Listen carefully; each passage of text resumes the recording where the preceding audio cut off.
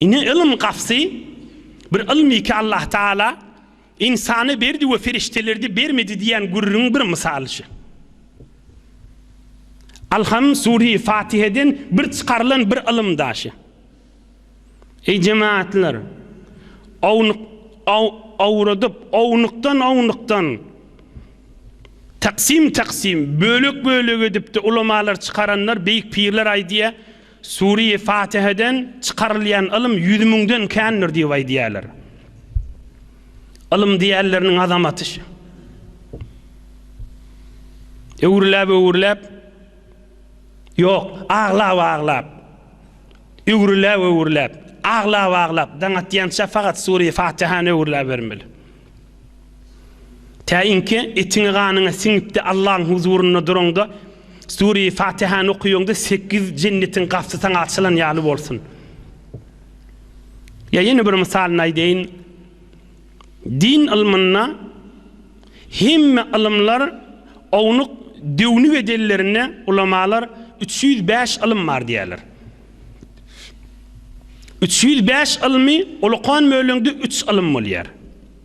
Biri Allah'ı tanımak, ona adına iman diýilýär.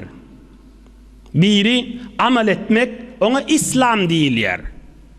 Biri kalbin salim bolmak, ahlagın ve kalbin nurlu olmak, ona ihsan diýilýär. İman, İslam, ihsan.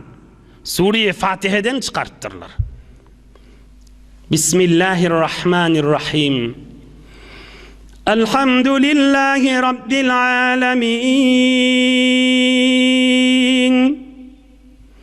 Errahmanirrahim. Maliki yevmiddin. İyyâke na'budu ve iyyâke nesta'in.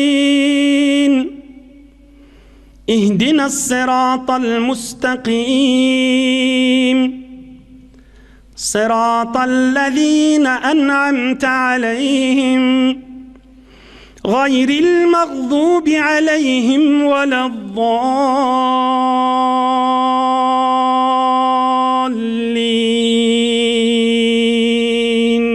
آمين.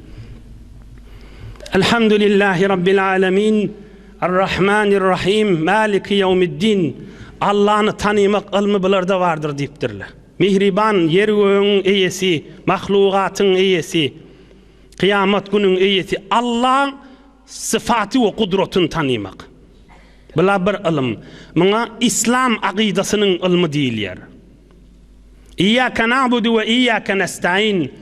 Hudaya ibadetimiz halis senin için etmek, yine bir ibadet, İslam amali zatlan ilmi oldu. İhdina sıratal mustakim, menin kursoğumu ak yolun nuru bilen nurlandır meni. Ak hidayette, Hudayı görýän yanık bolup, ahlagım salim bolup yaşayın. İhsan ilminin gurrüňüdür. Her gaýsynyň eteginden 100 güýçli ilim çykarýarlar. 3 ilim üçüsini Sure-i Fatiha'dan alınýar. Bu misallara idiyaz, insanın ilminin azamatı yüze çıkarıyalı. İmme şicrik ilim çıkarmak, Allah Teala'nın kudretini feriştelere vermendir. Feriştelerini Allah Zülcelal eyyamiz Huday Teala memir adam yaratacak, şuna secde din diye didik adamda bu ilim kudret verilecek deyip bir misal aydılıptı. Tabir profesör, hala Müslüman, hala kafir. Tabir 5 yaşındaki oğlan, hem bilerini din bulun misal, kudret Allah Zülcelal'ın kelamından misal aydılli. İslamiyatta, Muhammed Peygamber aleyhissalatu vesselam'ın dirman ümmeti olup yaşabbez, şondan bir misalla. Yine din ilminin görürünü. Ama bir ilmi ki, yüzlerce ilimler var, İçinde Huda yağdılmasa,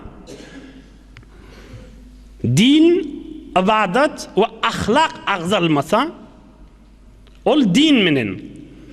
Eğer Müslümanlara, insanlara Allah için hizmet etse, ol sogabı öz yerine. Ama ol ilim minin hizmet etmese, ol ilim minin ahiretini tafip başarmaya. Sadece misal aydın, Bir Arapça goşgy kimini bir tovar ulamalar aýdýa, Yunanyň hekimleriniň bir tofary öljek bolanyny aýdan kefi diýip. Dinleň. Inni bir danışman diýki, Hudaý tanıyanak, Peýgamber tanıyanak, kıyamet gurrüňine barmandyr, din gurrüňine barmandyr, galp nurlu bolmak gurrüňine barmandyr, ameli ibadet etmeli dehret namazyň gurrüňine barmandyr. Şol danışmandy Yunany ki gursogy dünýä ilminiň doly ahir nefesini aýdan kefi. Bunu Arap goşgylar, şahirler goşga geçirtdirler. لعمرك لا أدري وقد آذن البلا بعاجل ترحال إلى أين ترحالي وأين مصير الروح بعد خروجه من الهيكل المنحل والجسد البالي. أخيه ديبتر yanqdanışman ki din ve Allah'dan haberi yok. Aheh diptir, özüm çürüyüp baryan diptir. Ilmın kudreti bilen hemme zat billim diptir. Yönü şu mahal diptir, öljek bolup dun, vahş ölümdün sonram yirek diýerligimi ilmın zor bilen bilseydim da diptir. Ilmın zor bilen dünýäň ýagdaýlaryny bir torda billim diptir. Bir demirin üstüne bir kurs yanacak bir zat koyup demiri ertiyenmiştikle ilminin kudretleri bilen, ilmi fizik bilen bir 5 kiloluk demir yanağın üstüne bir kurs koyup şonu ertiyenmiştikle yak yanacak bir zat koyup demiri aktıryanmıştikle su yaladım. Ilmimiz kan immeş ölümdün sonramda näme yirek diýen näme bolýan ve ayna masirur ruhi ba'da huruji min el-heykel el-munahhal wal-jasad el-bali. Şi qurip baryan qarry göwremden ruhum çıkıp yirek diýerligini bilseydim da ah bu barada hiç sat bilemek aklım heyran bolup ölüp baryanna diýipdirler. Hazreti Mevlana şunun için aýdýar: "Esbihimmet suye ahtar tahti, dünýäň ilmini tanydın, ademi mescudra naşnahti, özüň tanymam baryan" diýipdir. Kursoňdaky nur tanymam baryan diýipdir. Ferişteler sana secde etdi, nämeden çürümdigini bilmem baryan diýipdir.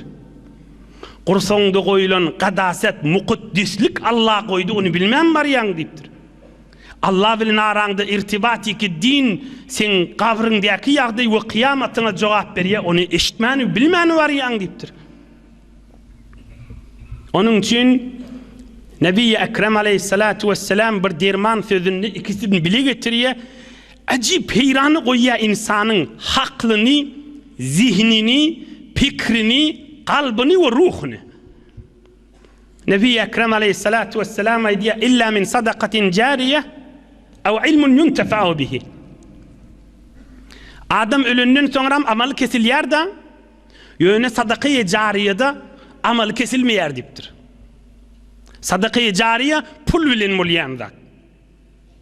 Akseren pul bilen bolýar, su çekdirýär, köfre saldyrýar. Öli ölünden soňram, aýrylandan soňram da bir işler edilipdi da, şoň eden işi bilen, ya ustaçylygy bilen, eli bilen zähmet çekipdir. Akseren pul bilen bolýan zat da, emma şoň kaptanna näme getiripdir Nebi Ekrem? "Aw ilmun yuntefa'u bihi." Emma birine Allah için bir din öwreden bolsa, ilm öwreden bolsa, özü ölüp gidenden soňda öwrenirler, şonu aralaryna agzapdy, aralaryna aýdyşypdy, şonu amal etipdiler, bä diýip kulak asypdylar, we şoň öwreden ilmi adamlaryň ýüreklerini arastalapdy, oňa sogap barpdy diýär. Giňzat şytaý çinança adama şu ýaşaýyşda iyi biçki gerek, iyi biçkin gidinne halal ırskalım deyip kavalamak gerek da, nefeki lazım da. Şonun kaptalını, emma ilmde koy kisten ölüngden son baryanlar ha deyiptir da. Çinança insana halal ırskal gerek kavalamağa, emma ilmde koy kisten o da iyiliğinde barttıryanlar ha diye. Namazda Allahu Ekber deyip elini kulun dengesine yetirmek, ondan soň elin göwüne tegini goýup İmam Azam Ebu Hanifa'ň mezhebinde Nebi Ekrem'in sünneti şi diýip durýan, barıp İmam Azam'a sogap barýar da, öwredikden ilmi da. öwredikden ilmi Nebi Ekrem aleyhissalatu vesselam'ın derman mübarek hadislerinden.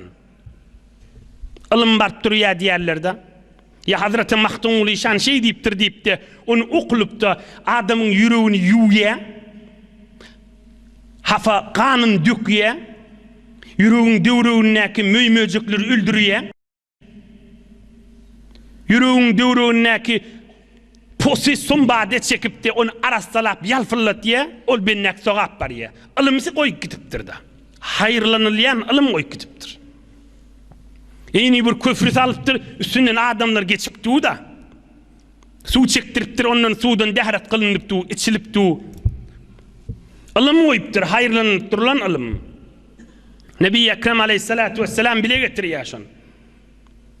Ve Nebi Ekrem aleyhissalatu vesselam ilm azamatyna biz ummatyny şawuklandyrýar, heweslendirýär bir derman sözü bilen size okap berin.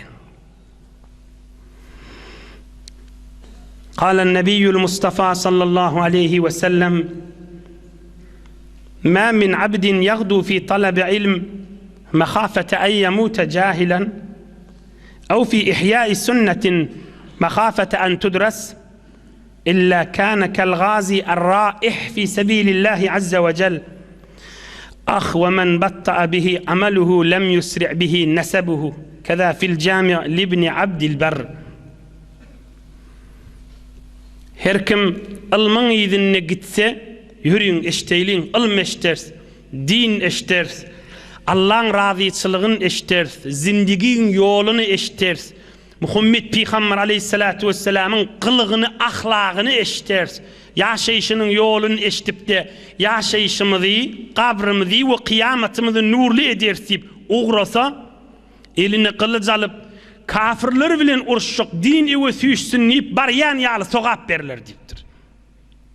Ýa-da bir sünnet eşiters, Nebi Ekrem'in derman sünnetini eşitip onu diril ders. Ve Peygamber'in derman sünneti, ahlakdaki sünneti, ibadetteki sünneti, öýdäki sünneti, o tamam sünnetleri ýitamasyn diýip on ýygyny geçse, kelgazi er-raih fi sabilillah.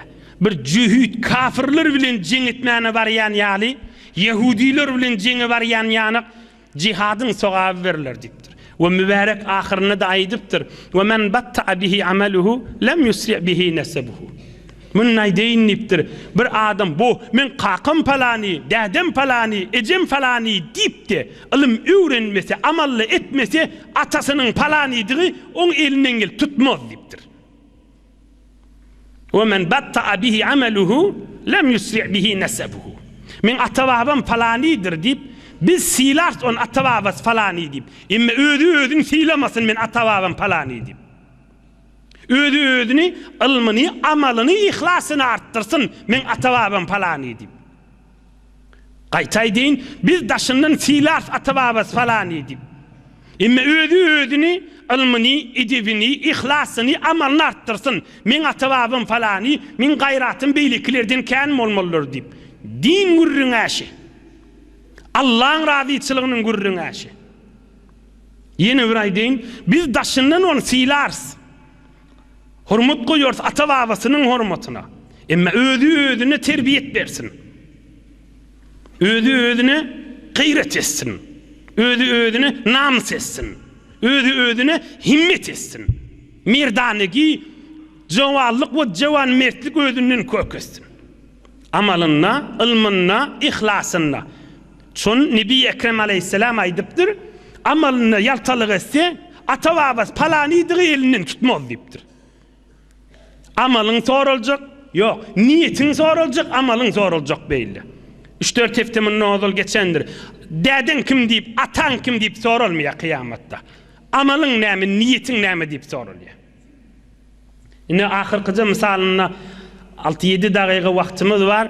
İnşallah onu Allah'ın dostu, büyük veli, Gavs-ı Azam yetimlikten, atasını görmezden ulalan, 17 yaşında yurdunu ep berip, enesi onu yola salıp, Bagdad'a ilm yığınmana giden Hazreti Seyyid Gavs-ı Azam Abdülkadir Geylani ilmin ýygyny 17 ýaşyny horluk çekenden hyzmatyňyza ýetireýin. Ta Nebi Ekrem aleyhissalatu vesselam'ın dirman sözünü beyli horluk bilen ýygyny gidip ummata zahmet çeken adamlar ba we Hazreti Adam we Adam oğlunun şerafati, ululuğu, ferişteliğin nazarına uluqonluğu yeni bir ulu misal bilen sabit bolar ýaly.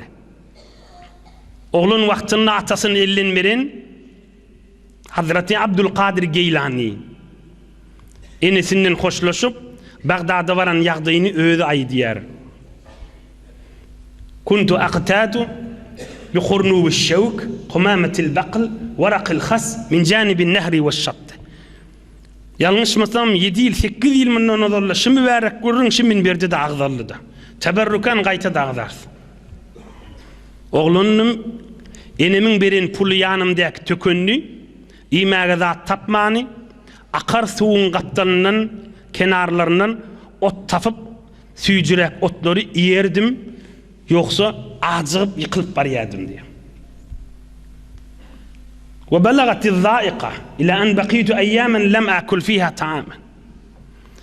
Hewr horlugum uzağa çekdi, imäge zat tapmardım.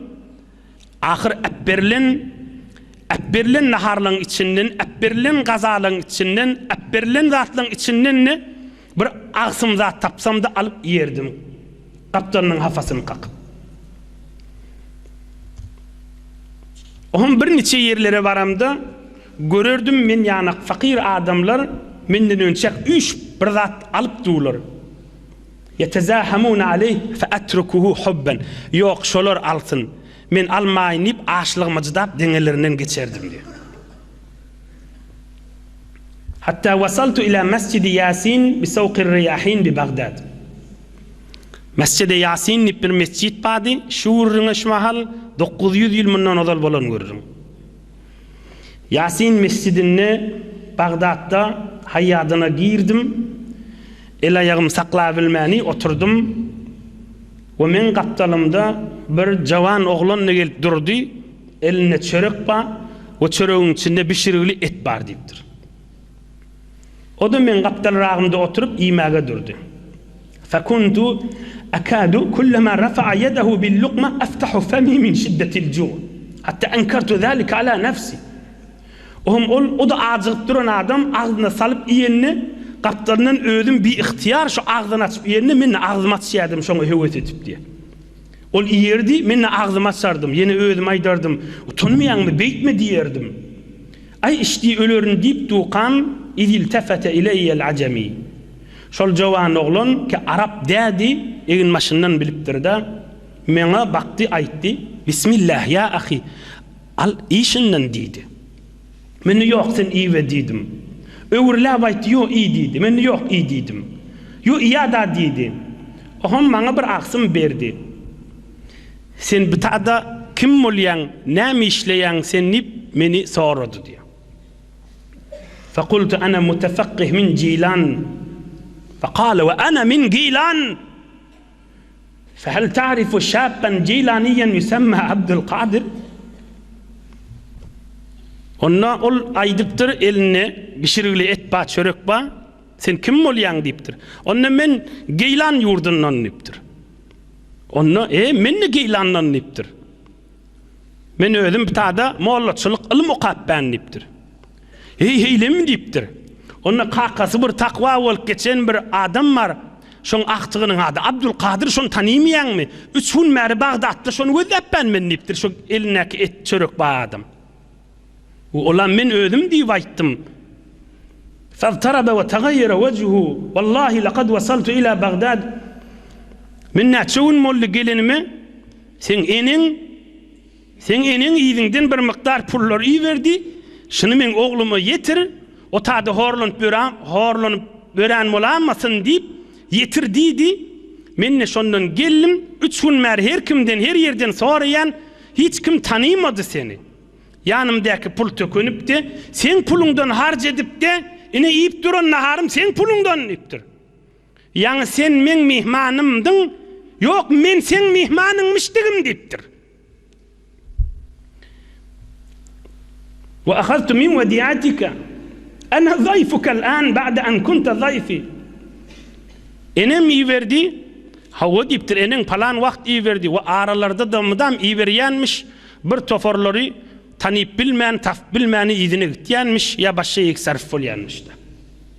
Aha men aýtdym, bolýa diýdim, ýanyňda bir mykdar pul jazbam diýdim.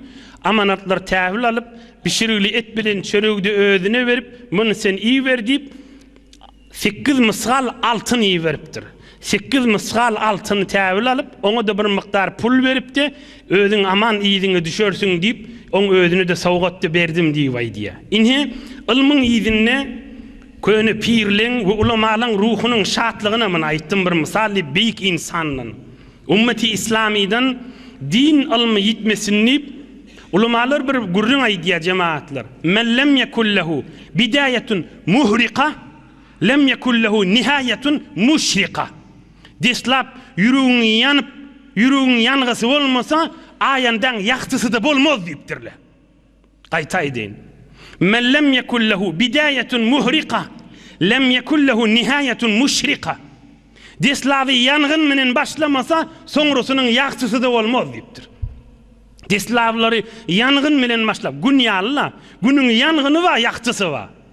Aýyň yangıny ýok, ýaktysy ýokda. Aý ýaktysyny başga ýerden alýar. Günüň yangıny wa ýaktysy wa. Emma yangı bolmasa ýaktysy da ýokda. Zor we zor zat ýokda. Bilen yangılar varmışdyk. Yankı Nebi Ekrem Aleyhissalatu vesselam'ın sözünü tutup ilm süýşsin diýip, ilm ojak ýörep dursun diýip, innikilere ilm galsyn diýip zähmet çekipdirler. 9 garny soňram, 900 ýyl soňram, hiç bolmasa şu mezlisse zähmet agdalypdy, diniň izzatynyň çyryym. Bilki adama taň hormaty agdalypdy munyň içinde ilmiň hormaty daşy. Ýene bir sebep galdy ki ferişteler Hazreti Adam'a secde delliginin sebebi bir ilim, o birini inşallah inni keyfte Allah köklüdüğünden hizmetini de getiririz. Bir